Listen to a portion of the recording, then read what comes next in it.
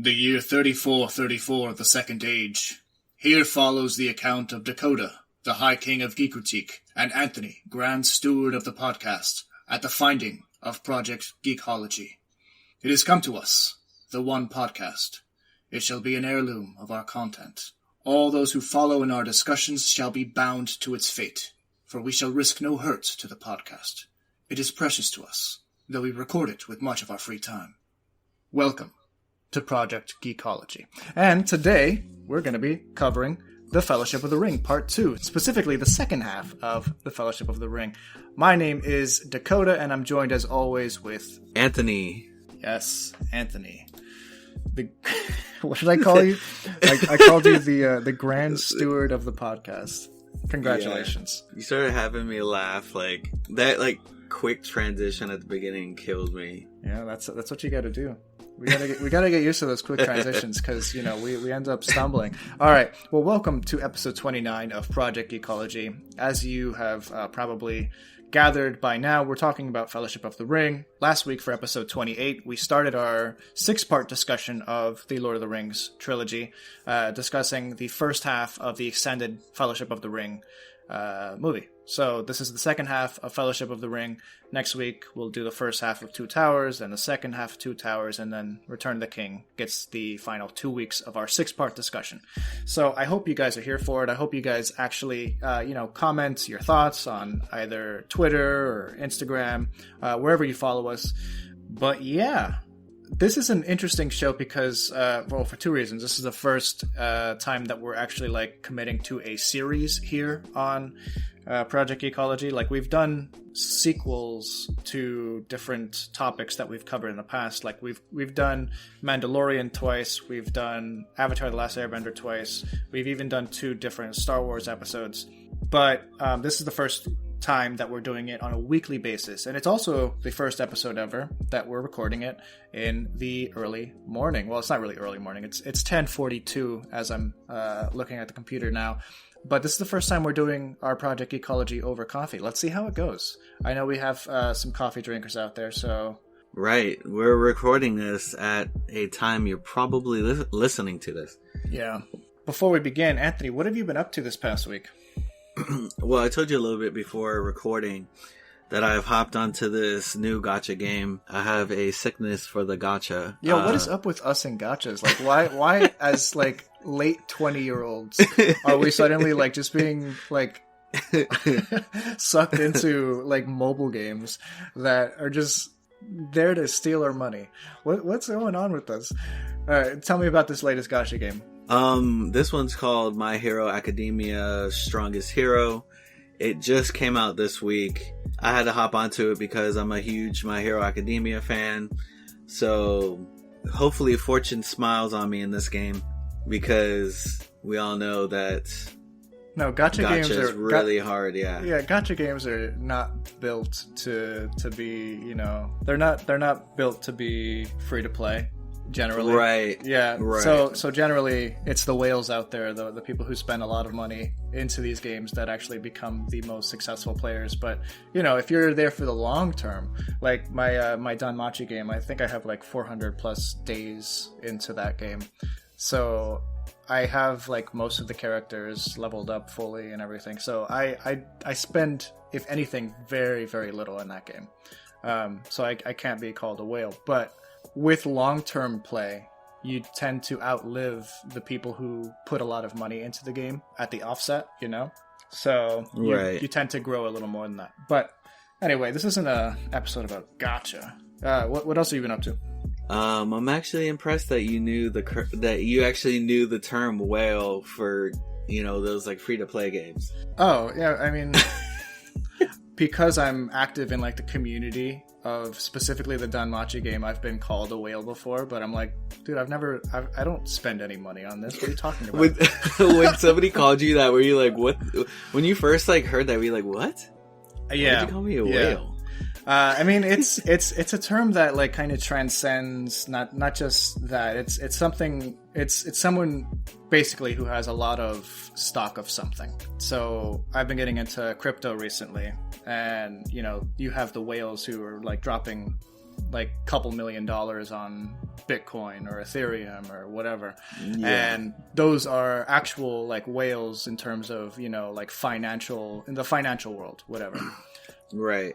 You have, you know, whales who own a lot of like shares of companies or stuff like that. So yeah, kind of it I don't know where it started. I'm assuming it must be the financial world, and then it kind of bled into video games and stuff. Because who else would have like hundreds of dollars to put into a mobile game other than people who are already whales? So right, these YouTubers. Right, yeah. But yeah, so I've been playing that, and I have been. This is like a common thing that I say every week, but I've been playing Overwatch, but this time it's the anniversary event. So it's different. Yeah, it's different because you get new skins, and then the thing I love about the anniversary event is that it opens everything. So all the skins that you missed throughout the years, or you know, in the other events, you can actually go and buy them, or you can get them in loot boxes. It's really cool. It's just the anniversary event that opens all the other events that you can, you know, get these other skins for. Like I got a Christmas May skin the other day, a legendary one, where she's wearing the Santa coat and hat. Okay. And so there's a couple of skins, because like I have a lot of the in-game credits, that because in the base loot boxes there's very little that I don't have, so I just get, whenever I get those, I get credits for duplicates. Oh yeah. And so I built up to like 10,000 credits, and so I was able to like buy some skin. You know, I bought a skin here, bought a skin there. Like yeah, I didn't buy Overwatch. everything. I gotta get back into Overwatch, man. Especially Overwatch 2 is coming out, so something that I have noticed, and they're really sly about this, but Overwatch has a couple of Batman themed skins. Like May has a skin that she's a penguin. Mm-hmm. I don't think it's sly. I think they're totally like hitting it on the nose. They just released a Catwoman Sombra, right? Yeah, and then there's one that's like a Poison Ivy skin, right? Right, Moira. Moira is kind of like a Poison Ivy skin. And then obviously you have the Junkrat Joker. Right. So they're like sneaking them in there. Yeah, they're just not calling them that. I like that. Anything else you've been up to? Any movies? Any shows? I feel like I saw something, but I don't remember. Why do I like never remember these things?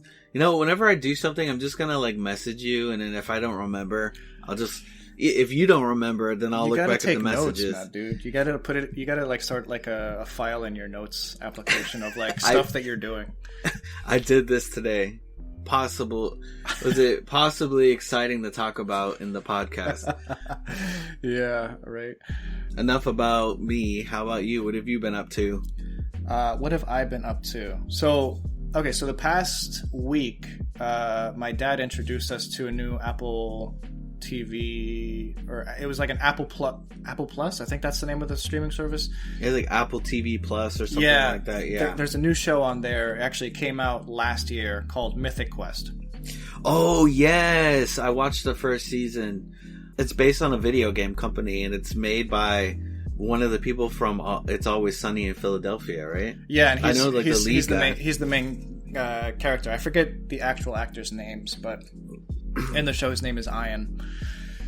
And they just started season 2, and they also did a quarantine episode that was kind of actually like a nice episode. You know, it bridged seasons 1 and 2 really well.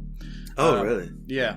So if you haven't checked that out, I recommend it. It's a little more on the mature side in terms of language and stuff, but at times it's really heartfelt. You know, certain times, and it's also just kind of a fascinating look behind the curtain of a fictional like game studio, and like what they have to deal with on a daily basis, and like the craziness that goes into making some of the games that we play, especially like MMORPGs like World of Warcraft or Elder Scrolls Online, stuff like that. It's kind of like biting off of that concept to make this game called Mythic Quest.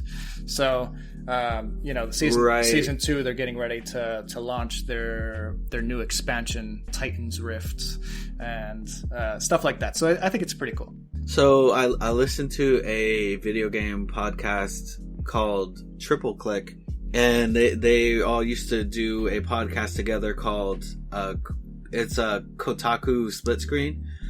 But since then, all of the people that podcast, they no longer work for Kotaku, so they have their own podcast that they made together. And a lot of the things that they would talk about is like video game companies and developers and stuff like crunch time. Some are like way worse than others. And the thing that sucks is that it's like it's a dilemma, because it's like, do you want to support a company that oppresses their workers? But it's like, if you don't, then the people that put their hard work into this aren't going to get paid.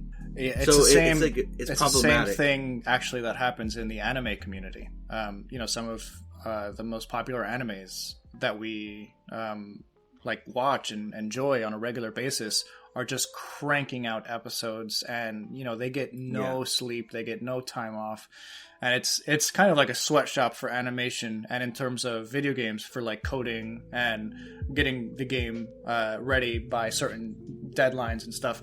It's a crazy industry, and it's something that you're right. Yeah, if you don't pay to buy these games or watch these animes, then you're not supporting the people who've put this hard work in, and they're going to potentially lose their jobs because nobody's playing the games or watching the shows that they're creating. And it's like, what do you do? It's a dilemma. I think, and I'm much smarter people than me will have to figure this out, like what to do with that. But either hire more people to like spread across more shifts, or figure out how to like unionize or something. I don't know. Right. So that's actually a big talk in the gaming community, is the workers unionizing, and people are starting to advocate for it a little bit more. Yeah, man, they need some protection. Some of these, absolutely, these people that they're working so hard and they get pennies on a dime, yeah, where the people that the heads of these companies, they're making all this money. I forgot what it was and what game, but there was the head of a company that promised bonuses on a game, and he kind of gypped these people out on their bonuses, and it was kind of wrong. So yeah, no, like if they need to unionize, then I'm for it, because who knows? I mean, maybe the stuff that we get is going to be a lot better than what we do get now, because it's kind of hard sometimes to put your heart into something if you don't have anything to back you up. You know what I mean? Yeah, I totally agree with that. Yeah. It's an interesting topic, one that I'm sure is going to be talked about for many years to come, just as the quality of games starts to get better, but hopefully the actual livelihood of the people creating the games in the back end also increases. So we'll see. They're going up to $70 now. What do you mean? With the next gen, it's not widespread now, but like actual like hard copies of games and stuff are going to go up to $70. Yeah.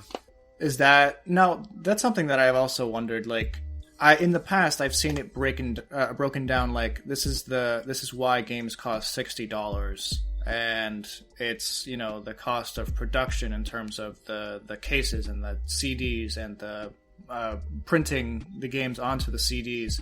But nowadays, a lot of people get games online, and they're still the same digitally. Price. Right. Where is that money going to? Is it more? Are you giving more to the company by buying online, or does, say, the PlayStation Store or the Xbox Store take most of those profits? Like, where does that go? I'm so confused about that. So I want to hear more about that. If Right. And it might be because the companies that are hosting these games on their like marketplaces, they probably have to get some money themselves, and that might be the reasoning behind it. Yeah, man, it's an interesting topic.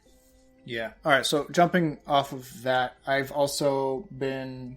It's actually pretty funny. A couple weeks ago, Jen and I were like joking around, like this is going to be a Star Wars summer. It was like the May 4th. We were, watching Bad Batch and stuff, and we ordered some Star Wars Disney pins for like May 4th and stuff. So, dang, did you need my address to send me one? Yeah, I did actually. That's what I needed. Sorry, I forgot to ask. But we were joking because past couple summers, it's just kind of been a meme that it's like a hot girl summer, a white boy summer, or this is a Star Wars summer for me and Jen. So we are, I specifically am just this next year, I'm going to go ahead and like reread all of the Star Wars books. Oh my gosh. Because I have a lot of time. I'm like, because I work construction, so I'm by myself a lot. So I have hours to, spend by myself listening to audiobooks. So, and I have most of the Star Wars books on audiobook anyway, and I've listened to them over the past 6 years or so. But I've forgotten a lot of them. So I want to go back and reread all the ones that I have read, and also listen to some that I haven't read. And one that I haven't read that I just listened to recently was Claudia Gray's Leia, Princess of Alderaan. Dude, oh yeah, dude! What a good book. She understands Princess Leia so well. It's like a 16-year-old Leia, so it's just a little bit less mature of the character that we know of. But like, it's the story of how she got into the rebellion, how she discovered her parents were involved in potentially terrorist tactics against the Empire and stuff, and it's like how she comes to grip with everything, and how and how the Empire starts to learn that Alderaan is behind a lot of the bigger players in the rebellion, which is ultimately why they destroy it in episode 4. So it's such a good read. Let's be real. Claudia Gray is probably like my favorite Star Wars author. I mean, she knows. Like, I mean, she just understands. She's like the Dave Filoni of like the novel world. What I love about Claudia Gray is that she has such a grasp on the characters' identities and their motivations, and understands the big questions that have to happen for each of the films to occur. Like, what needed to happen for the Empire to destroy Alderaan? What needed to happen, or what would happen if the galaxy at large learned that, Senator Leia Organa, now in her 50s, and this is Bloodline, is the daughter of Lord Vader? Would she lose her political career? Blah blah blah. And Claudia Gray, she's written 5 Star Wars novels now, and I'm going through her second Leia book, Bloodline, now that I finished Leia, Princess of Alderaan. And dude, she nails the character. She knows these characters in and out. She also did one, I think you've read it as well, the Dark Obi-Wan. Disciple? No, she didn't do Dark Disciple. That's Christy Golden. Oh yeah, that's right. That's a good one too. That's a great one. Master and Apprentice. Yeah, that one was great. Yeah, that's one where Obi-Wan and Qui-Gon are. It's a much younger Obi-Wan and Qui-Gon, and they're like basically getting to know each other as Master and Apprentice. So she understands these characters like through and through, and I wouldn't trust. And I think that's why like the Star Wars publishing trusts her so much, is because she understands the characters. So like most of the books in the Star Wars like book canon, or most of the books rather, don't follow the main characters, but they've entrusted Claudia Gray now 3 times with their main characters like Obi-Wan, Qui-Gon, and Leia. So most of the other books, they have these characters in them in some capacity, but they're not the focal point. And I think the Star Wars publishing community, or the team over at Del Rey, understands that she just knows the characters. So yeah, I'm a big fan of her work. We're both big fans of her work. Yeah. So Master and Apprentice was essentially it was a Star Wars mystery book, and I love the I love the twist in that one. Yeah, for sure. Such a good authors, great Yeah, books. she's great. She's great. She just knows how to knock it out of the park. I think actually her High Republic book is on par with the Light of the Jedi that we read. She's very good at like just being in the world of Star Wars, and also it's super cool. She's bringing up stuff that she introduced in like books way down the line.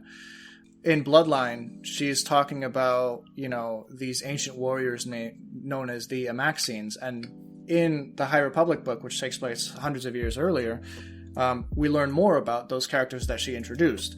And it's like, wow, this is really cool. Like she's like drawing from her own Star Wars canon, and just developing the actual canon even bigger. So I love what she's doing. I hope she continues. I think she's actually the most prolific author of the new canon. And the next one up would be Timothy Zahn with his Thrawn series, because I think he's written 4 or 5 books now. So good. Jen started reading the Star Wars comics. Oh, nice. Yeah, she started with the Darth Vader series that started in 2015 alongside the Star Wars run, and she's loving that. I think I got her hooked because I had her listen to part of the Dr. Aphra audio drama that they came out with, and that follows the events of the Darth Vader series. So she started reading that, so she enjoys that. That's awesome. That is awesome.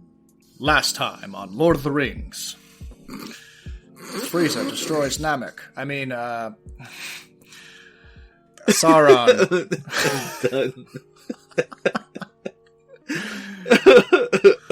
Oh, I'm sorry. I thought we were covering Lord of the Rings, not DBZ. So, last time on Lord of the Rings, we left our heroes just after the Council of Elrond, where they decided that it is time to form a single line and walk the ring right down to Mordor. We haven't even left Rivendell yet, and yeah, that's where we're starting our discussion today. I love that first line as Frodo leaves Rivendell, where he's leaving the gates, and he goes, "Gandalf, is it left or right to Mordor?" And Gandalf's like, "Left." And this is interesting, actually. I don't know if this was intentional or not, but I'm sure Tolkien knew this, or I don't even remember if this was in the novel or anything. But it is interesting because left is evil in like historically. Left is historically evil, and right. I'm not talking politically. That's a different story. Right is historically very good. So if you go back in history, like people who were left-handed were considered evil people. Are you left-handed? Yeah. I knew it. In Latin, the word for left is sinister, which obviously that's where we get our word for sinister. And our word for right is their word for right was dexter or dexterous. It's something that's useful. So it's kind of cool. Like, and historically in paintings and stuff, the left side was the evil side, or But it's interesting that, Mordor, the evil place, is to the left. So that's where they head. And to the left they shall go. I know after that there's like a couple of scenes of them, just like making their trek. I think they head into the mountains, right? Is there something that happens before that? Not really. Okay. Yeah. And now we see a montage of them walking through the wilderness of New Zealand. Climbing mountains, and in slow motion, powerful music playing. The Fellowship theme finally is like triumphant. Da-na-nan, da-na-nan, da-na-nan, dan-dan-dan. And, you have everyone like walking in front of the camera, like, and it's pretty epic, actually, when you think about it. It sounds hilarious now, but when you're actually watching it, it's awesome. Yeah, it's super. It's a very like triumphant is the right word. Like it's the triumph of the movie finally getting its like major players together, and they're all like in this together. Obviously, we know that very shortly the Fellowship will crumble, but it's cool while it lasts. I know that there's at a certain point where they have to make a decision to either go through the mines of Moria or what was the alternative? I forgot. All right, so they had 3 paths. I forget which is the first path that they take. They're going... I think they're going the straight path, basically, at first. And that's when they realize that Saruman's spies, the crows... What are they called? The Carabim or something like that. It's from Dunmarrow or Dunarrow or something like that? Carabai from Dunland. That's what it was. Dunland, yeah, there you go. And they realize they can't follow this road, so they have 2 options. They can go over the mountain through the pass of Caradhras, and they have to go up the highest peak of Middle Earth, which is Caradhras, I think. And that's one way that they can go to pass over the mountain range, or they can go under the mountain range. Either way, they have to pass the mountain range, and go through the mines of Moria. Right. I think they initially tried to go through the pass, but then Saruman is he's essentially harassing them. Yeah. And so remember that bolt of lightning that hits the mountain and it causes an avalanche? Yeah, I would have taken that up with HR. What the heck, Saruman? Yeah, so they are going up the mountain. It's like a clear blizzard, and we realize that Saruman is actually making the trek way more difficult than it needs to be. And it's already a difficult trek. And the poor hobbits are waist deep in snow. And meanwhile, Legolas is just walking on top of it, come on, just walk on top. How is he so light-footed? I know it's their race and the magic that they have. Yeah, so they give Frodo the option, or they ask for Frodo what he wants to do, and he makes that decision to go through the mines. Yeah, I think in that situation, where do you go? Because they were kind of stuck. Yeah. Clearly Gandalf was scared of something that we will soon talk about. But at that point in the story and in the film, it's where do you go from here? Because it's there's no way over this mountain, And Frodo probably was just freezing to death. Honestly, I don't know if it snows in the Shire or anything, but dude, he's not wearing shoes or anything. The guy's barefoot. Right? Yeah, it must have actually. That would have I would have gone through the mines easy. So yeah, they turn back. They leave the pass of Caradhras and they go down to the mines of Moria. Le Mines of Moria. Yeah, I wonder what happened to Bill the horse. Because Aragorn goes up to Sam. He goes, "The mines are no place for a horse, Sam." And and he has to let Bill the horse go. I feel bad for Bill. Where does he go? Goodbye, Bill. So the front of the entrance was pretty funny because they're reading. They get to the door and there's this really really inscription over it. Right. And so Gandalf is speak friend and enter. And I think it was Gandalf's just friend. Right, yeah, but it's such a weird scene. And I have my questions about this because so this is a dwarvish city under the mountain. But they have an elvish door with an elvish passcode to get in. So who actually made the passcode, or who made the door? Was it the elves? Was it a cheeky joke from the dwarves because everyone knows the dwarves and the elves don't get along? So it's right. We're gonna say friend in elvish because that's a laugh. That's a good joke. I have no idea. It was the elves playing a joke on the dwarves and be haha, we know y'all won't be able to go in because you don't know how to speak elf. Yeah, maybe they trapped them in there, actually, if you think about it, because as soon as they go in, that's when they start seeing dead bodies, like, all around the door, or the entranceway, you know? Like, maybe they couldn't get out because they couldn't speak Friend in Elvish. Right. So that's questions that need answering, my friend. Right, and then like Frodo was the one that like was able to solve it. Mind you, somebody who has never left the Shire. We'll be back after a quick break. I hate talking. Do you love talking about any topic and are never frustrated during conversations? Then I Hate Talking is not a podcast for you. But if there are topics that you avoid, then listen to I Hate Talking. Do you know the definition of every word others use? I Hate Talking is not a podcast for you. But if you are curious about the definition and historical usage of words, then listen to I Hate Talking. Do you know about current events and other random topics? Then I Hate Talking is not a podcast for you. But if you enjoy conversations on a variety of topics, then listen to I Hate Talking. Listen to I Hate Talking wherever you get your podcasts. Episodes drop every Thursday. Listen, like, and follow I Hate Talking today.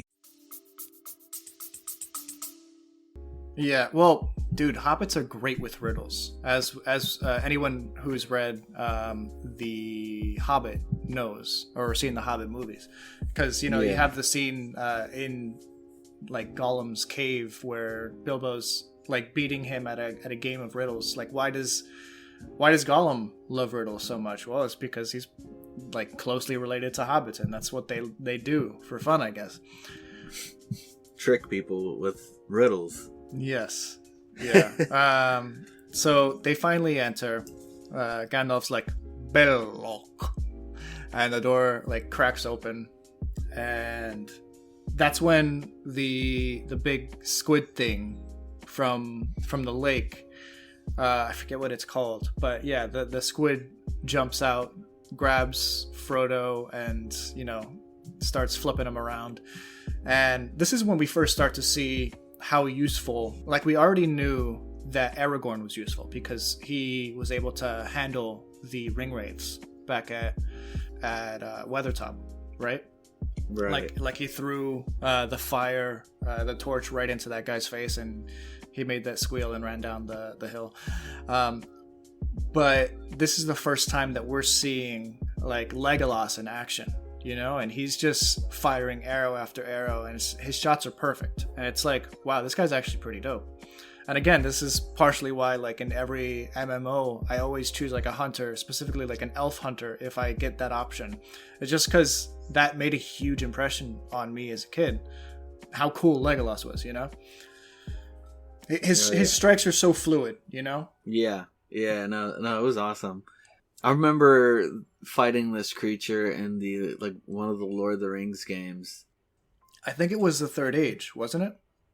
It was in the Third Age. And it was also in the Fellowship of the Ring game. Yeah, but right.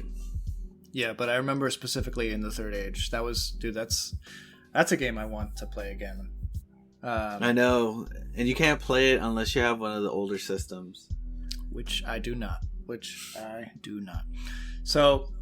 They drop the door, or they cave the door in on the squid dude, enter the mine. Gimli's like, they say it's a mine, and that's when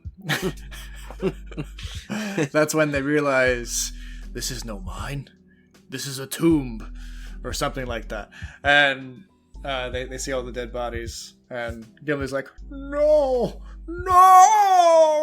Oh, when they actually go into Moria, yeah. Right, when they go into Moria and they actually go into that, like, tomb area.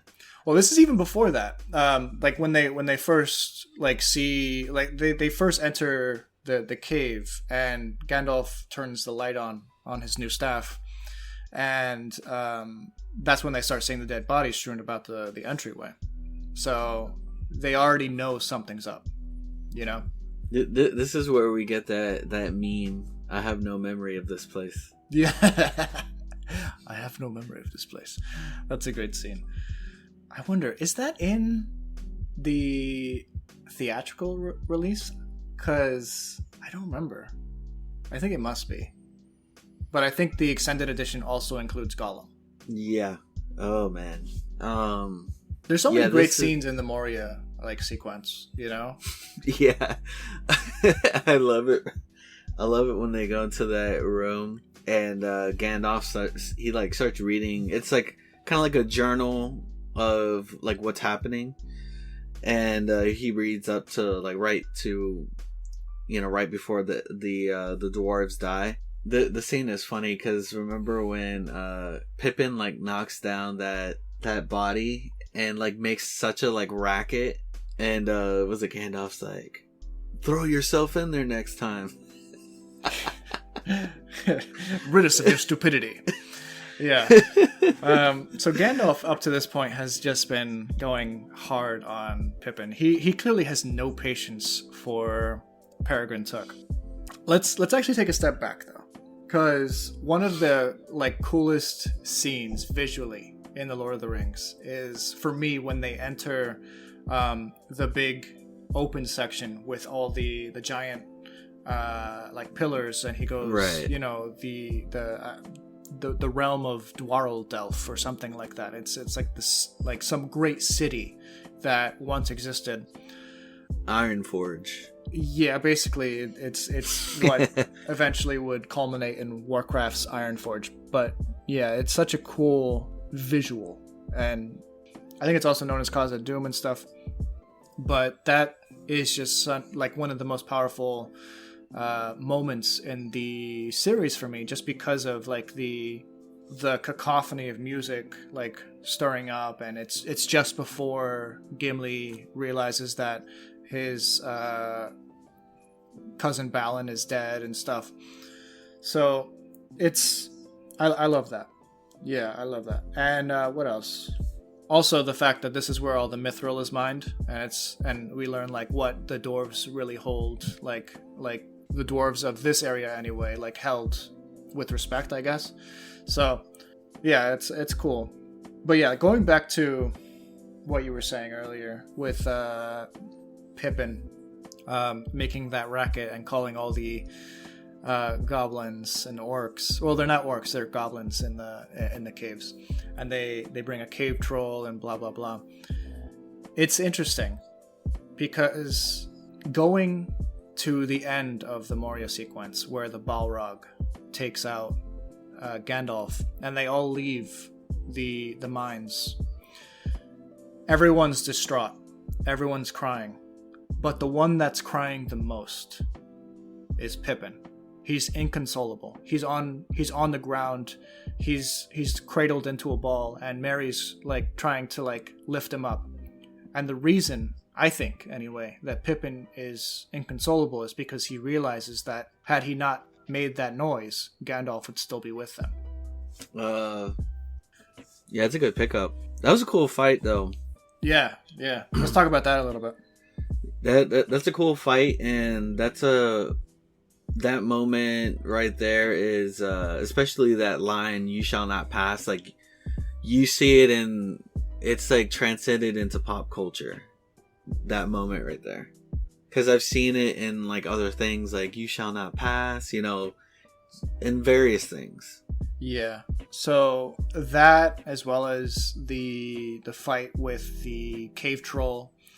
What's great about the cave troll fight specifically, going back a little bit, is that everyone gets a hit on it, you know, or everyone's involved with taking this thing down. It's the one time that the Fellowship is all fighting this one thing and actually able to hurt it in some way. Like the big squid thing earlier in the film, a lot of it was, you know, its many arms like taking the hobbits, and the hobbits were basically useless in the fight. But with the cave troll, you know, you have Merry and Pippin on top of it, like jamming daggers into its head, and you have them working together to like take it all down. And right, that was after that they thought it killed Frodo when it stabbed Frodo. Yeah, it definitely, like that knowledge or that realization that it just killed the ring bearer kind of, and their friend obviously, you know, galvanized them to, you know, just take it down even more. You know, before they were being a little more cautious trying to get away from it, with a few of them actively like trying to take it down. Like Gimli and Legolas were definitely focused on the cave troll, but after that everyone was working to bring it down. Yeah, like realizing that he didn't get killed because of that mithril vest that he had. Yeah, I mean I'm like, dude, that thing mithril is super useful because the way that it stabbed Frodo, that would have torn him in half if he didn't have it. Yeah, no, it would have, like I said, it would have skewered a wild boar, and would have done a lot more than that, honestly, to a hobbit. But yeah, so the mithril definitely comes in handy. Gimli is like his mouth's watering just looking at the mithril, and before that, he even says Gandalf says, I don't think Bilbo ever knew this, but the mithril vest was worth more than the entire wealth of the Shire. And just that idea, because the Shire isn't just crazy? Hobbiton. The Shire is not just Hobbiton. It's the entire area of the world. And knowing that this one t-shirt basically that's made of mithril is worth more than all that, that's heavy. But yeah, so they make it out of that fight, and then they get surrounded by goblins, and it's kind of funny seeing them like in a circle and just like trying to like ward off thousands and thousands of goblins. I know, it was a lot. What's so good about Lord of the Rings in comparison, when you compare it to The Hobbit, and I try not to rag too much on The Hobbit, but it's so easy sometimes, is right that they used costumes for the goblins. It was practical effects. And instead of, well, sometimes it was practical effects, like the big shots where you see like goblins like climbing down pillars and stuff. Obviously that's CGI and stuff, but when it comes to close-ups, the goblins were actual people in costume, and it looked so much more real than the CGI creatures that they incorporated in the Hobbit trilogy, especially when it came to Goblin Town. Yeah, so you start to hear this like giant locks being unlocked, and doors like creaking open, and chains being pulled, and it's like, what is that? And you start seeing this like fiery, hellish light start to spill over Khazad-dûm, and that's when you see just like the fear drain, or like all the emotion drain out of Gandalf's face, because he knows what it is. Yeah, and the goblins are out of there. They're out of there. I mean, as fast as they got together, they left even faster. Yes. Yeah, they scattered. They did not want anything to do with that. And it's kind of just like a crazy thing that Tolkien like put into his lore, is that in the ancient times, like when the world was being created, these Balrogs were basically the same thing as what Gandalf was originally, which is basically like their version of angels, So it's like he's facing off against a power equal to him, and is much more vicious, So he's like, your weapons will have no effect in this fight. Run. And they're off, dude. And yeah, they're trying to beat it through Moria. And in this sequence, one of the coolest things about it is the music, because it's like a chorus of like very deep men, and it's like he ooh ah ah you ooh ooh ooh. Right, it almost has like this like tribal sound to it too, because it has those drums in the background. Yeah, almost like Maori or whatever. So I'm looking it up actually, and there's in specifically that scene where they're running through Khazad-dûm, and it's just like a chant, and it almost sounds like Maori, which is like the tribal people of New Zealand, the natives there. It's not like a Maori chant, but it's similar to it, and I wouldn't be surprised if they actually like used the Maori people to make that chant sound as tribal and as like heated as it did, because it kind of it sped up the clock for our heroes, you know. And then there's that scene where the steps break and they have to like throw each other off and like so that they can continue. Dude, that's a great scene because you can visualize exactly what's happening. You know? It's intense. It's so intense, and some of the things that they're capable of getting across through film. As a director, how do you visualize like them going down endless stairs and trying to jump off to the next ledge? You know, that you have to create something so visually stunning or visually understandable, and they were able to. You know, especially like in a cave, it's such a cool visual. So I love that scene, especially the fact that you have to have like Aragorn and Frodo lean forward just a tiny bit to help sway this giant block, which weighs hundreds or thousands of times more than they do. So it's kind of cool. And this was like all over like lava too. Yeah, dude, it's a crazy scene. Yeah, no, it's such a good sequence. It's really intense. The music playing in the background really adds to it. You know, like I said in our first episode, this movie would be very different if it weren't for the music. I mean, all of the movies.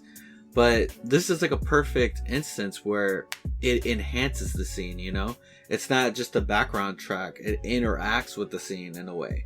Absolutely, yeah. And I think this is almost like the climax of the movie, which is kind of a weird place for a climax because The Lord of the Rings is set up to be a series of highs and lows. The Moria scene for me, you know, you have some climaxes like Weathertop, then it like goes back down to Rivendell, then it goes all the way back up to like I think the peak of like the action in the movie, which is the Moria sequence, and then it goes back down as they go into Lothlorien, and then up again when the orcs come. But I don't think it ever gets as intense per se as it does in Moria, for me anyway. I don't know. How do you feel about that? Moria is pretty intense, but Amon Hen gets pretty intense also. It does. But we'll I'll talk a little bit more on why once we get to that actual point. Sure, that's fine. But yeah, no, we get to the bridge of Khazad-dûm, which is like it's really narrow. Right. Yeah. And this is where Gandalf faces off with the Balrog, and this is where we actually see the Balrog, and you kind of, and then you're like, okay, well, now I understand why Gandalf was like, we need to get out of here. But I'll say that for, you know, a small human-sized wizard, I mean, he was holding his own like pretty well against it, you know. Absolutely, yeah. Like, you know, blocking its attacks, you know, fighting back, you know, striking. And you actually get this feeling that like, wow, he's actually winning this fight, you know? Like he's holding this thing off, and the thing is partially scared of him. Right. And you see that it's getting hurt. Yeah. And you know, the bridge crumbles and the Balrog falls, and the first time seeing this, you're like, okay, you know, he defeated him. And then all of a sudden, the Balrog was using a whip through the whole fight, which was like super like crazy. It was awesome. But then you see the whip grab Gandalf's ankle, and you're like, oh. Yep. You're like, oh man, this guy. Here we go. And it's like I like even as a kid, like you knew that he was gonna go down, and Gandalf, he tells them, he's like, fly, you fools. Mm-hmm. Like, yeah, it was just like super sad because even Aragorn, like he's like shell shocked. He's just kind of like, his face is just like kind of, oh my gosh. And he's like dodging arrows at the same time. Like he's having arrows shot at him by the goblins. And like the arrows are whizzing by him, and he has to like dodge one while he's like grieving at the same time. Yeah. And you know, this is one of the more redeemable moments in Boromir's arc, you know, because he's just so human. So he understands grief better than an elf would, or I don't know how the length of time a dwarf lives, but we as humans can relate to Boromir, like, give them a moment for pity's sake. Right. And even Aragorn's a little different too, because he's a Dunedain ranger. Right. And Like, he's got mortality and he's a man, but it's different. Right, he'll live for like 900 years or so, you know.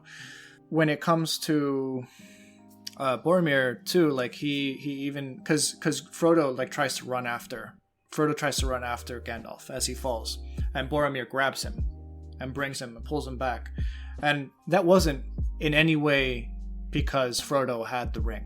That was because he cared for Frodo and he didn't want him to get hurt. You know? Right. It was like a natural instinct of like, no, we gotta go. Yeah. It's almost like a self or the preservation of others, and I think Boromir is very good when it comes to that.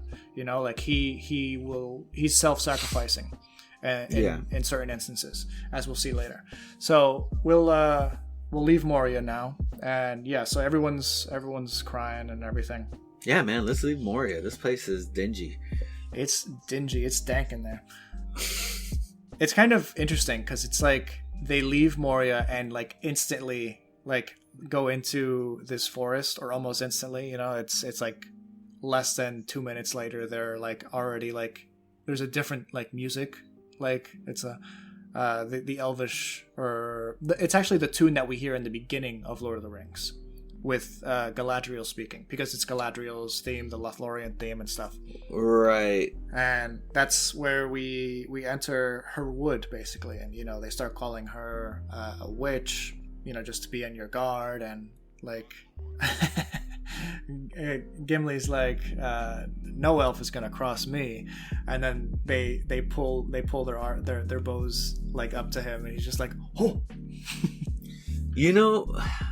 And this is like really a side note, but I really am impressed on how they handled like the sizes of each of these races, because the actor that plays Gimli, he's a big guy. He's tall. You see him in Indiana Jones, and he's a big guy, man. He's wide and he's tall. Mm-hmm. So the fact that they made him like small.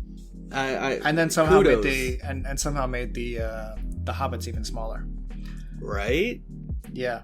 And it doesn't look like an 80s, like it doesn't look like how they did that like back in the 80s or, you know, early 90s, where it was like obvious that it was somebody from one scene transplanted into like another scene, you know?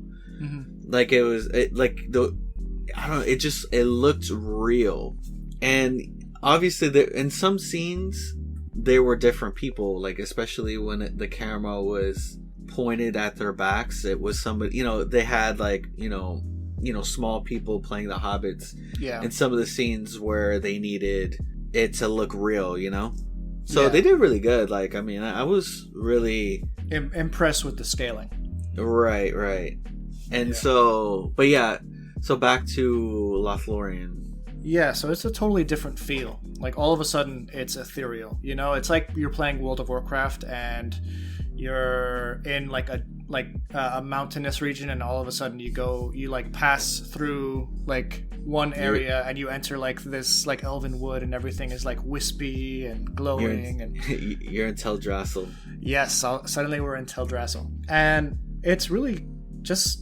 I'm so impressed with everything. You know, you say you're impressed with the scaling and the music and everything, but like everything was so well thought out. Right. And everything was so well visualized. And even when you get to Galadriel, and you know, like they're brought before her, and just the idea that like she's giving them individual messages through her thoughts while she's speaking to the group as a whole.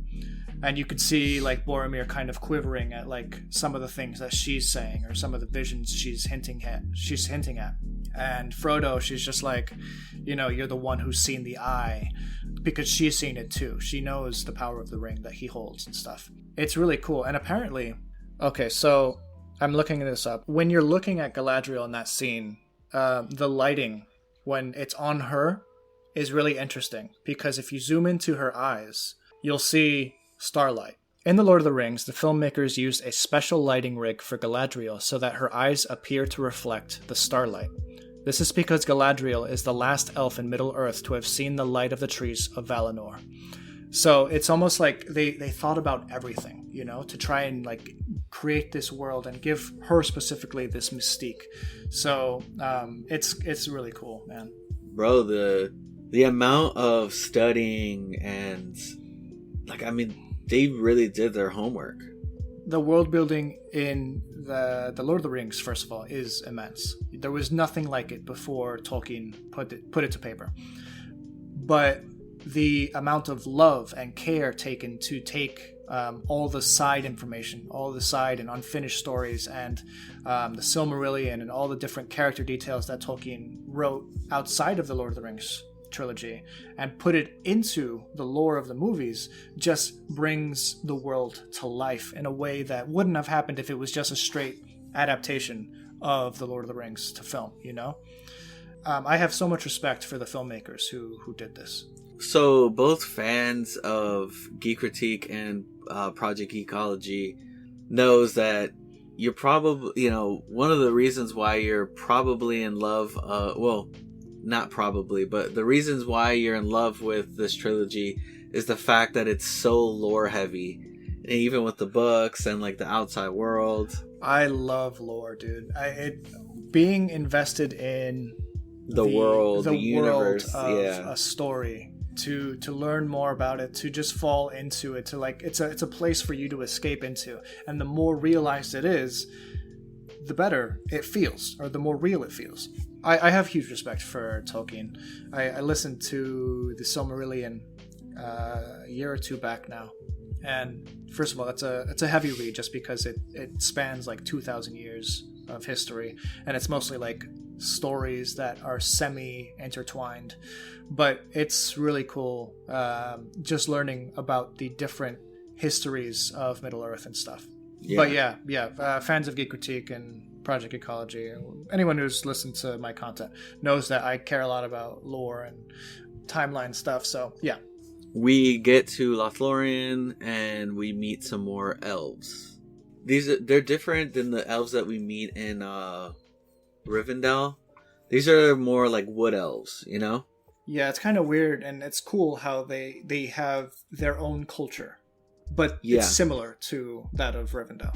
Right. Like the thing that they share, they're elves, and there's a lot about them, just like the magic and the areas that they live in are very, very similar. But yeah, the culture is different.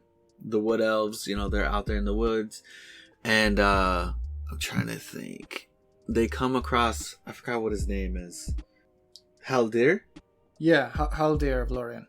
Yeah, this is where we first meet him.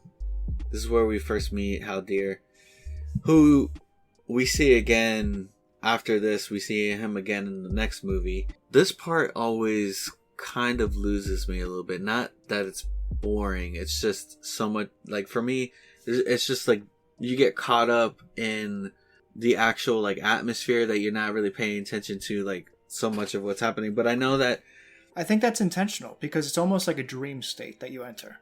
Yeah. Frodo and Galadriel have a moment.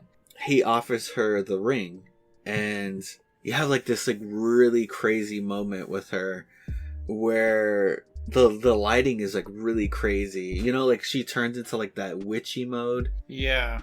And in place of a Dark Lord, you would have a queen!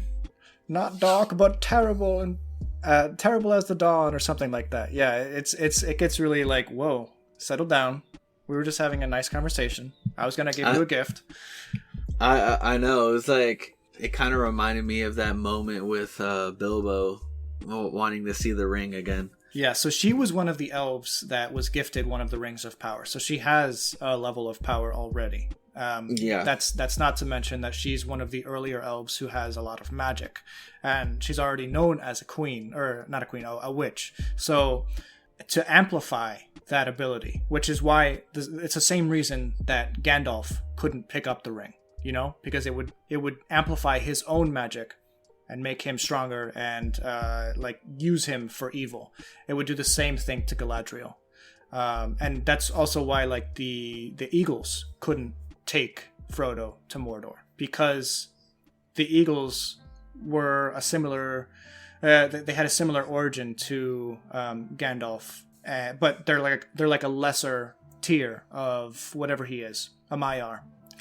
So right. So Tolkien, he had an answer like pretty much for everything, because a lot of people I know, especially like after the movies, they're like, oh, why didn't the Eagles just take them there? Yeah, the idea it wasn't that simple.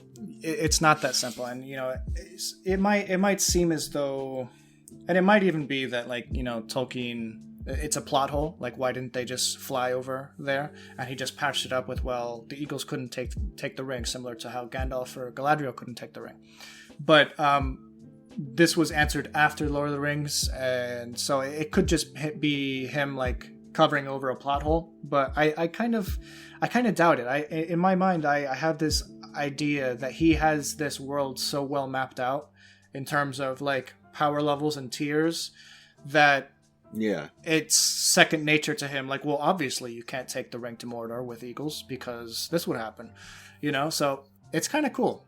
The guy was a genius, definitely.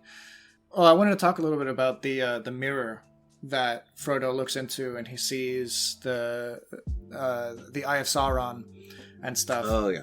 And he actually sees the Shire being burned. Yeah.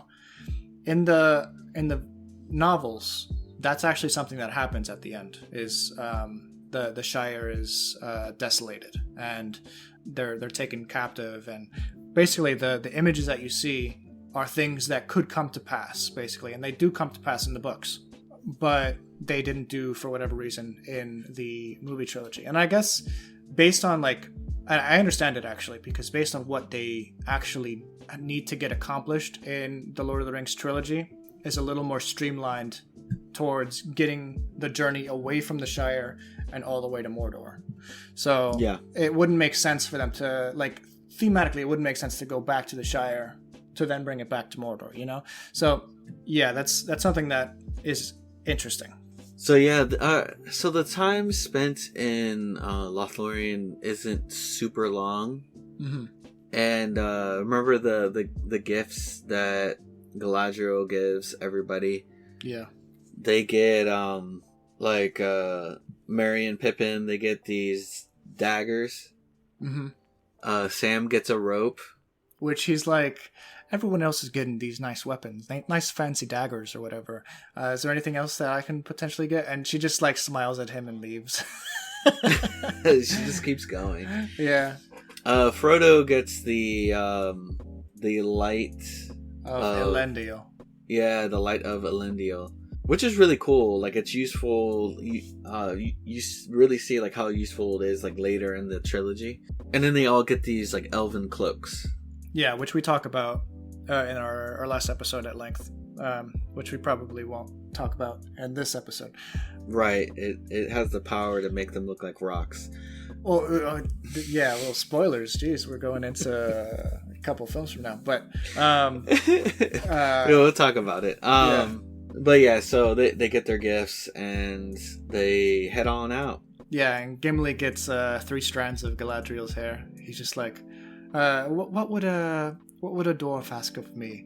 And she's just like, oh, nothing. Maybe a strand of your hair. And she gives him 3. I know, it's such a random thing to ask for. Yeah, I think it's an old-timey thing where it's almost like an endearing, it's a memento, it's a piece of you that you can give to someone else, but it's not something very sanitary for, it's kind of gross thinking that I'm going to give you some of my hair. But yeah. I know, and it's kind of funny though, because in the first moments of them going into that forest, he's just like, oh, none of these elves better mess with me. And then he's kind of whimpering at the, not really the feet, but he's just, but Galadriel is like, oh, I would love some of your hair.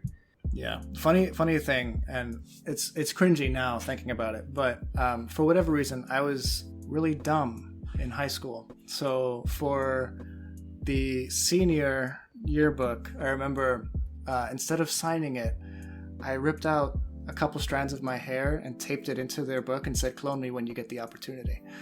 So I am cringing thinking about that now, because I'm like, these poor kids, or these poor adults now, are opening their old yearbooks and stupid Dakota decided to put his hair in there. Oh my gosh. So if you see yourself walking around somewhere, you know what happened. I know exactly what happened. Yeah, don't ask me why I did that. It might be because of these extended editions. Who knows? Yeah, so yeah, we head on out. This is where they get their like boats, right? From like canoe things. Yeah, they get them from the elves. Yeah. So they're paddling upstream, and then they get to those like really, really cool, those like giant statues. That scene for me, like I always think, whenever I think about Fellowship of the Ring, that scene always pops up into my head. Yeah, that's definitely got to be the thumbnail for this episode, but it's called the Argonath. And it basically, I'm looking it up now because I don't know all this information off the top of my head, but the monument was comprised of 2 enormous statues carved in the likenesses of Isildur and Anarion, standing upon either side of the river Anduin at the northern entrance of Nen Hithoel. It marked the northern border of Gondor. Nearby to the south were previous outposts Amonhen and Eman Lao. So, yeah, this is one of, again, there's so many great, like, visuals in the Lord of the Rings series, and especially beautiful. In Fellowship. You know, you have the mines of Dwarel Delph in Moria. You have this Argonath, which is just this gigantic statue. Like, how did anyone ever have the manpower to build something like this? You know? Yeah. Even nowadays, you have stuff like in the real world, you have stuff like the pyramids of Giza, which are like 50 stories high. How on earth did an ancient people ever build this? You know, with over 1 million blocks each. Yeah. It's kind of just a crazy construction. Obviously, this is a lot more fantastical of a structure. But yeah, it's almost like they're telling you to stop. The 2 statues are like halting you because there's going to be a big waterfall that will lead you to your doom. So it's almost like they're warning you, don't go much further. I know, it's a more beautiful version of a warning sign. Yeah. But yeah, they paddle along a little bit and they stop to rest in Amonhen. Yeah. This is where, like, you know, some of the more intense like moments happens. Or like one of like for me it's like up there with Moria. I mean, but like I'll talk a little bit more about that in a few minutes. Frodo goes off to kind of like, I guess, like have a moment to himself, and Boromir follows. Boromir and Frodo, they have an exchange. Boromir wants to use his ring, or he wants to use the ring to help his people, which it's a noble cause, but Frodo understands that the ring doesn't help anybody. It only wants to use people to get back to Sauron. And so something that I noticed in the background, which was really cool, but there's like a head of a statue in the back. Yeah. Like a broken statue, and it's real. I don't know if it's made out of real stone, but it's a real, like, it's an actual thing that you can like touch. And it amazes me that they went so far to have something like that to really show that it's a lived-in world, you know, that it's an ancient world. Well, I mean, even the fact that they actually built Hobbiton in The Lord of the Rings, like, that's an actual place you can go visit in New Zealand. It's so cool, you know. That they spent a lot of money on these films, and somehow they're spending even more money on the upcoming TV show, as we mentioned last week.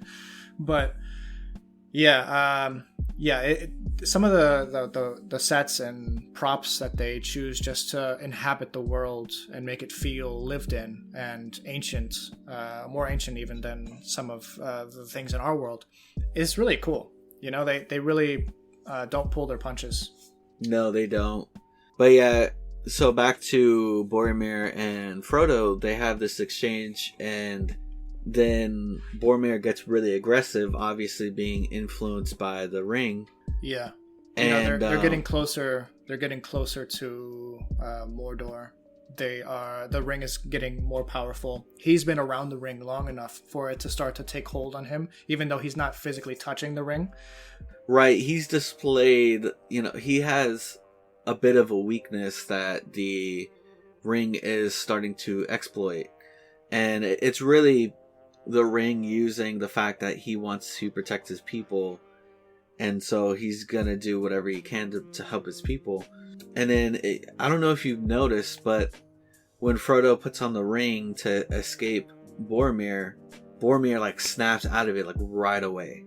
Yeah, actually that's a really good point, because I wonder if by putting the ring on the finger, it kind of channels all the ring's power into that one being. And it's almost like the pull, almost like the magnetic draw of evil was just ripped away from Boromir, because it wasn't actually instant. It was like he tripped over something, or Frodo kicked him, I don't know. But that's when he realized that, he suddenly realized that he had done wrong, Right, but also, you know what? And this is going to be a crazy thought.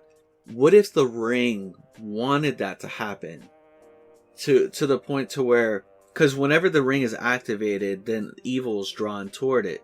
Mm-hmm. So what if the ring wanted Frodo to use it so that it would be easier, or so that they could be located, Yeah, and we know that, and we haven't really talked about it in our discussions yet, but in the background of all this that's happening with our main characters, we have Saruman building an army of Uruk-hai, which are like orc hybrids that are even stronger than normal orcs and bigger.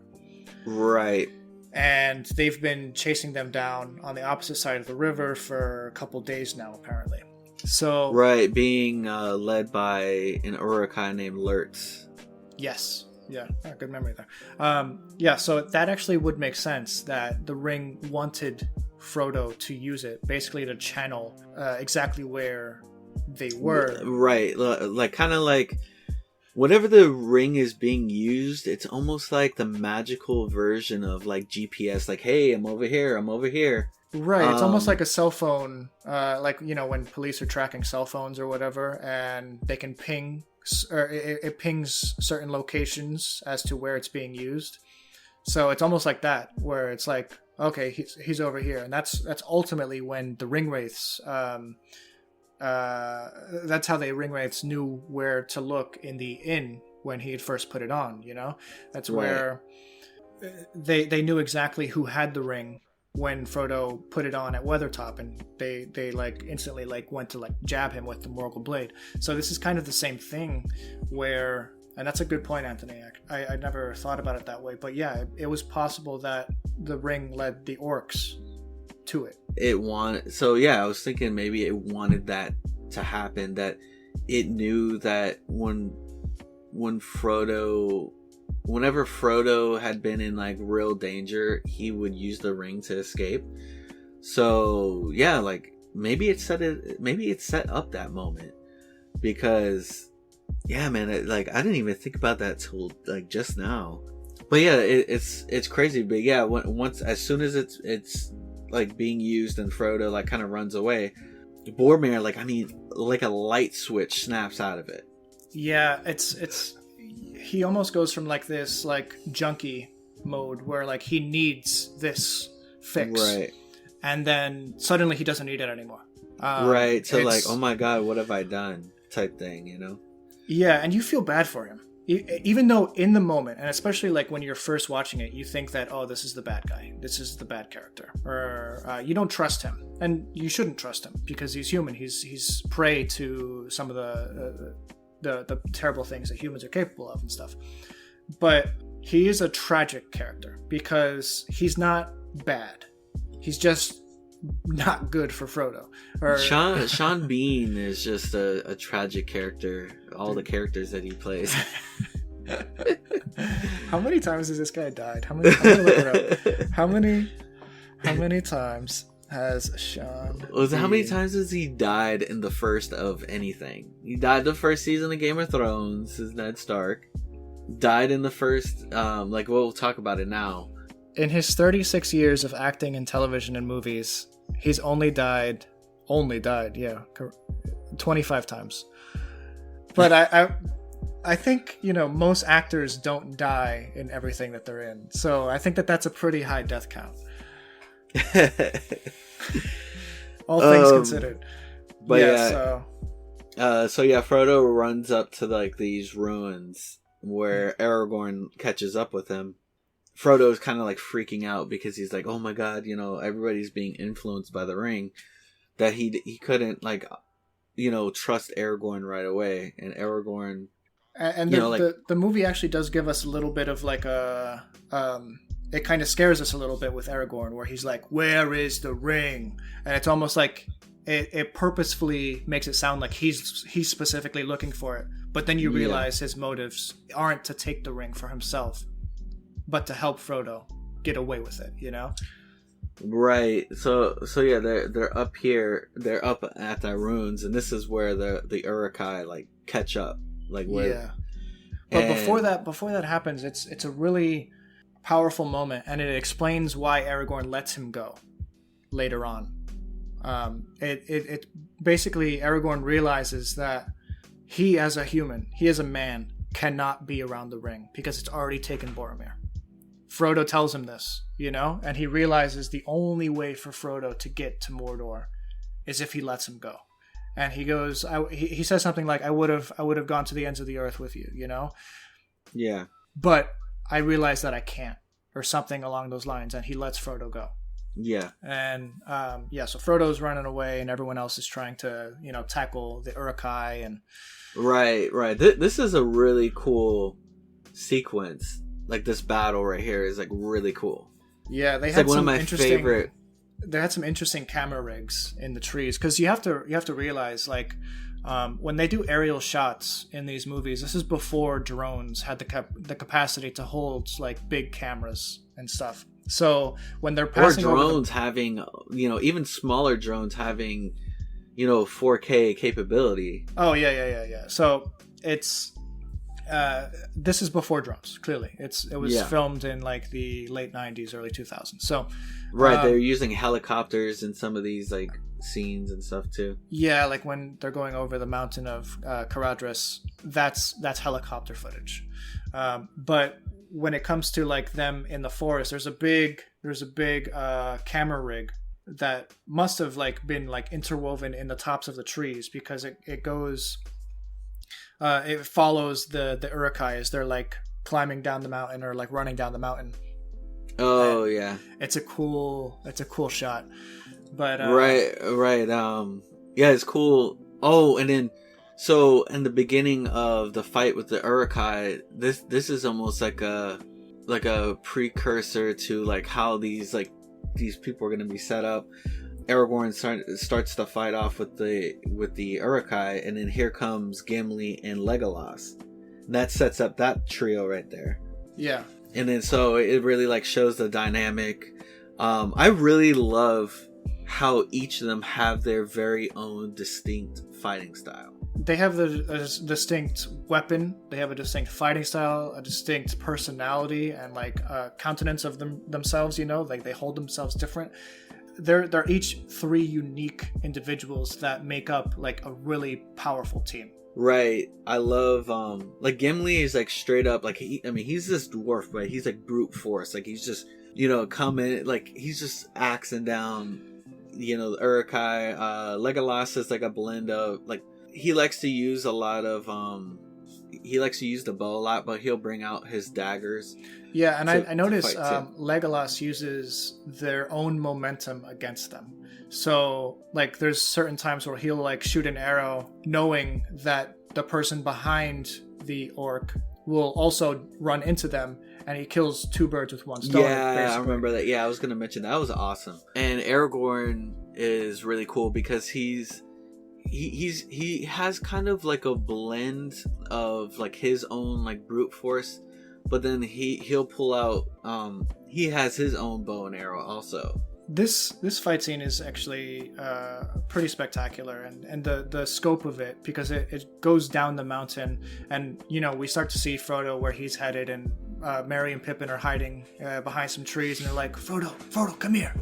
And that's when Merry realizes that Frodo has no plans of coming.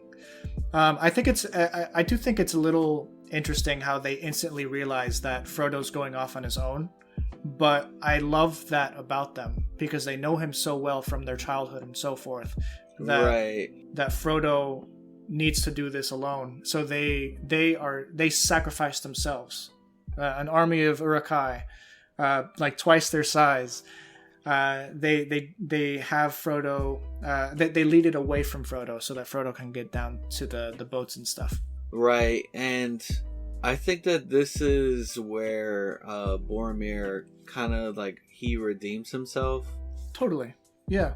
Because he's like, oh man, he's like, I have to protect these hobbits, and so he's taking on so many. I mean, he's took on a lot of like Uruk-hai. Yeah, he's fighting them off. He's got the horn of Gondor blowing, and he's like slashing them down. And then Aragorn's like, oh, that's the horn of Gondor, like meaning like Boromir needs help. Actually, it was Legolas who said that, and that's it's kind of cool because it just shows you like how all these different races and peoples know the different calls and different things that just exist in this world, and so that's no orc horn. But yeah, so they start heading that way, and so does like all the Uruk-hai. All the Uruk-hai are pretty much attracted to that sound too. So like Boromir, he's slicing them down, and then here comes Lurt. Well, I think the first arrow hits him out of nowhere. Yeah, but it was from Lurtz. Yeah, it was from Lurtz. But yeah, the arrow like kind of comes out of nowhere, and then they aren't normal arrows. Those things are thick arrows. That's like the size of 2 or 3 different arrows in one. Yeah, so I was thinking about that. Those are bolts, dude. Like, I mean, I just think like the actual like the shaft of the arrow just it looked like it was. Think of like a silver dollar. Like that thing was like that thick. Yeah, maybe not that big, but it was definitely like maybe nickel sized. Yeah, they're thick. And but yeah, he gets hit by this arrow, but he's still like chopping down these Uruk-hai, and then he gets hit again. But you see like by then it's Lurtz. Second arrow in him, and he continues, and that's when the it's either the second or the third arrow that like gets the hobbits, Merry and Pippin, to just like start going crazy, because they realize that he's taking the blows for them, basically, right. They're looking at him because he's essentially like dying. Yeah. And then they go to attack, but they get scooped up by the Uruk-hai. And we saw this. We've seen this a couple times where they both have this charge mentality. When they're going through the pass and the Carabai from Dunlin come. Before that, they're like fighting, or they're wrestling with Boromir, and something happens, and they just go into like berserker mode, and they start charging him. And later on, they go berserker mode on the cave troll. The cave troll. So this is something that clearly, like, you can kind of picture them as like youths in Hobbiton, just like brawling in random pubs and stuff. So this is like part of their personality, but it's also an endearing part because they're fighting for what they believe in, and they're fighting for their friends. And this guy who, they don't know that he took or was trying to take the ring from Frodo or whatever, but he's taking the blows for them, and they go to his aid. Yeah, and that's when the Uruk-hai take them, actually. Yeah, the Uruk-hai take them. Once they go to do that, and the Uruk-hai kind of like clear out, and Lurtz comes up and he's like ready to like pretty much pull back let go of the killing blow, and here comes Aragorn, and they start fighting. That was a cool fight. That was a cool like 1v1 fight. And like when he threw the shield and it pinned Aragorn, and like the way he was going to use the shield as like a chopping block. Yeah, interesting. It was like an interesting use of your resources. I remember as a kid, that was the first time that I remember in a movie theater people cheering. And obviously nowadays that's pretty common in every superhero movie or action movie. Like there's something to cheer about. But I remember... Sorry, I have someone doing the lawn outside, so you might hear a little bit of a rumble. But yeah, I hear a little bit. That was when Aragorn chopped his head off.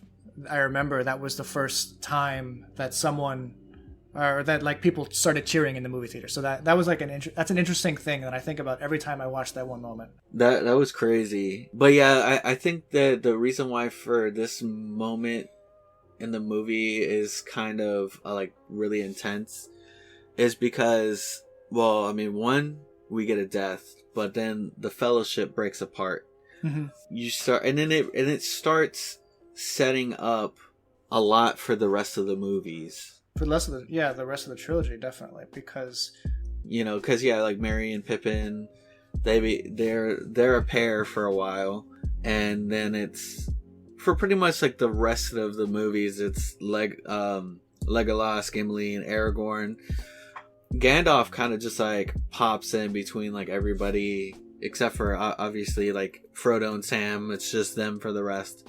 So let's talk about Frodo and Sam really quick before we close out our discussion. I like that moment too, where like Sam like comes up and Frodo's just like, no, I have to do this on my own. And he's like, yeah, with me, I'm going with you. Yeah, it's a powerful moment, and it shows how good of a friend Sam is.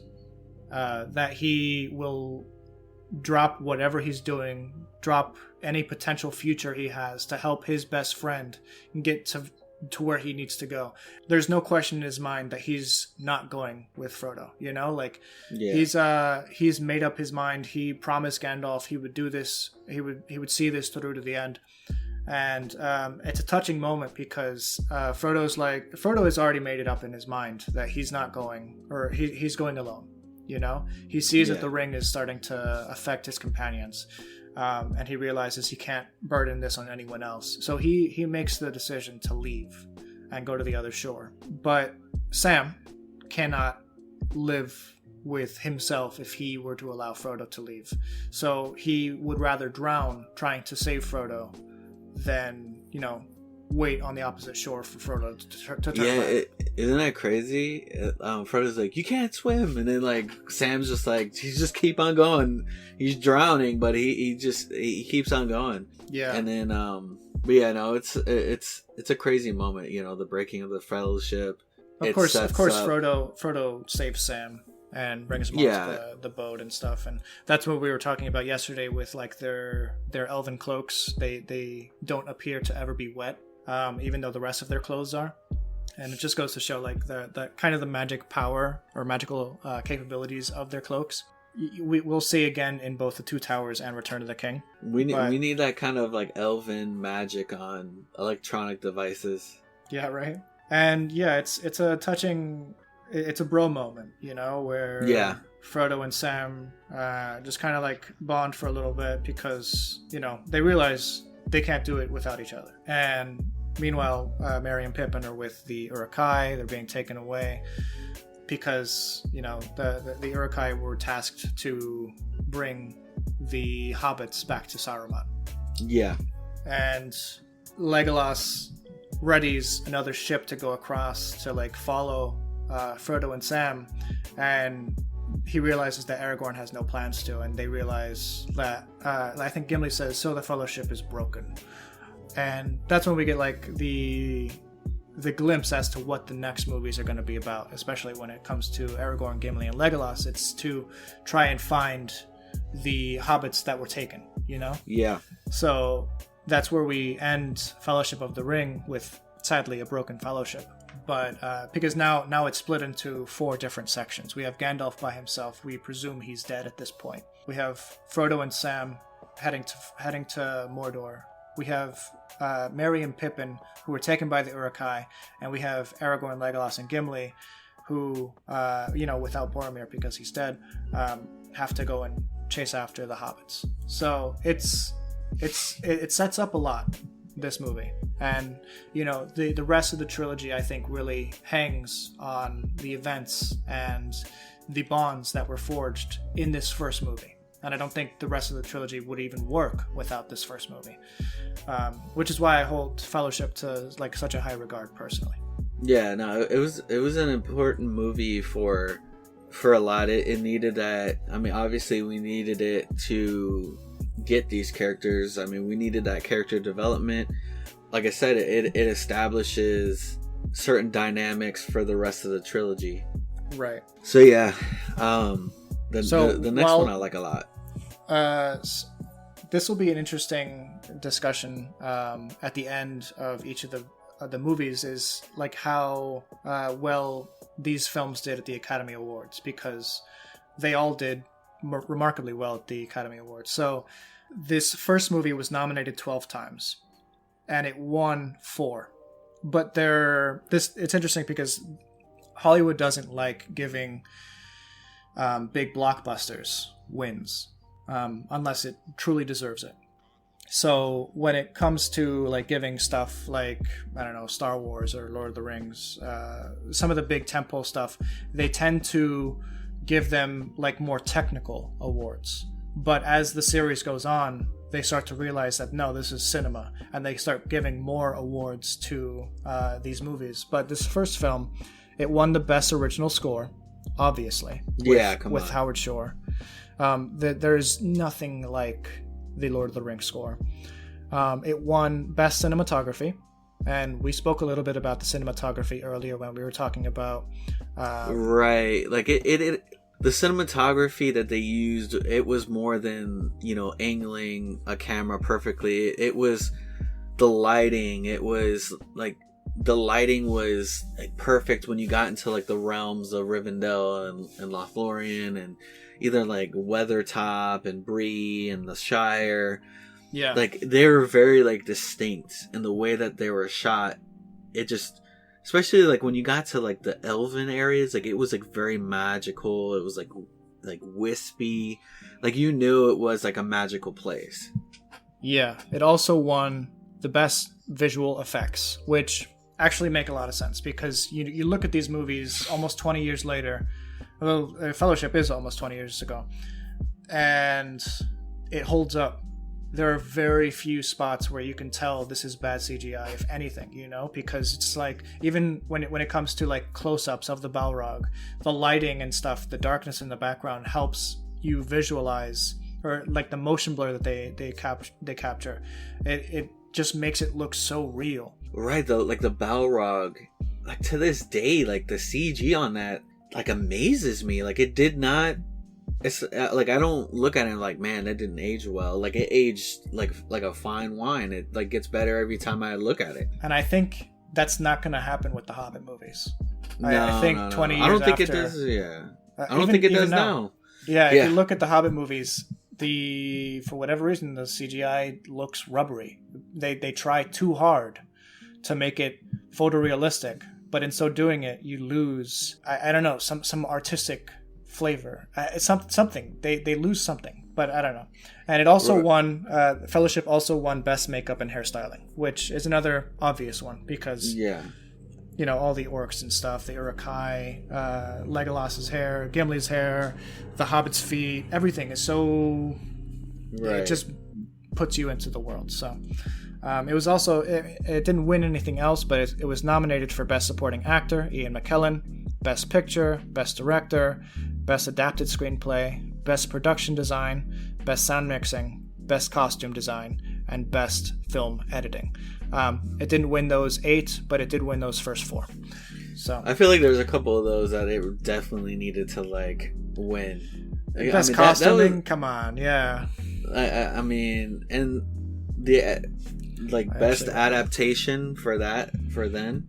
Yeah, what was? I'm curious what the best adapted screenplay was that year. And come on, man, Ian McKellen, come on. How could you not vote him? traffic. Interesting. So yeah, I think that's our discussion of the Fellowship of the Ring. Obviously, we didn't cover everything, but we'll probably find time to cover certain aspects of previous films and stuff like Fellowship in future podcasts. The next 4 weeks we'll still be covering Lord of the Rings. So right, and these movies are intertwined, so yeah, there's gonna be callbacks and like, I mean, I already like mentioned one earlier, right? Like how some characters return, and yeah, this movie kicks off an amazing trilogy, and it's amazing in itself.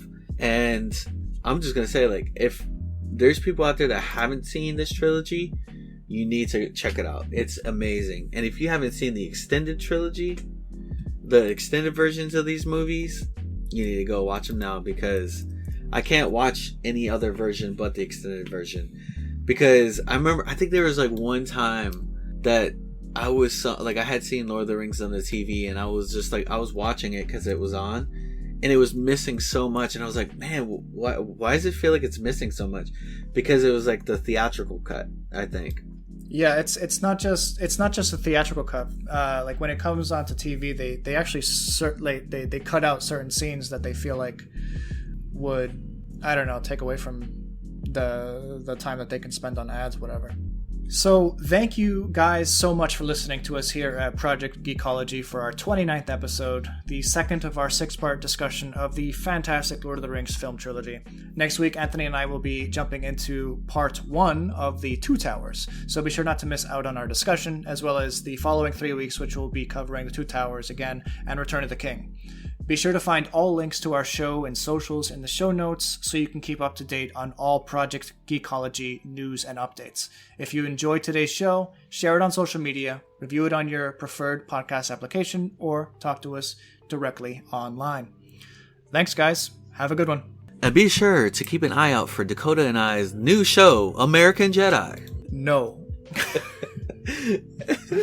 All right. Bye, guys. Bye.